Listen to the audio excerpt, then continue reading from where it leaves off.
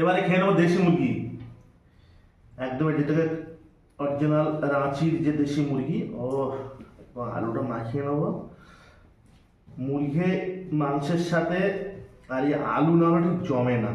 আহা,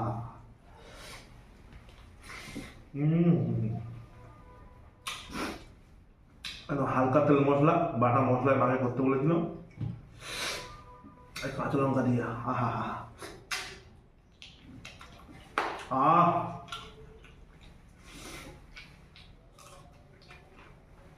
আহা, একটু পাতলে বুঝি ফ্লেভারটা। জমে ক্ষীর, জমে ক্ষীর।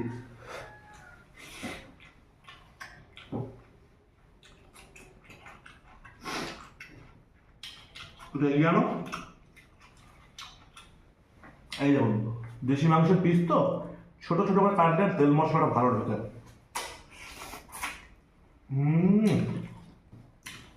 অসাধারণ। আহা, দেশি মুরগি দিয়ে গাছের কাঁচা লঙ্কায় দারুণ খেলাম।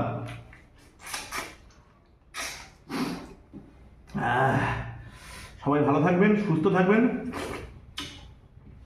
দেখা হচ্ছে আগামী পর্বে। অসংখ্য ধন্যবাদ।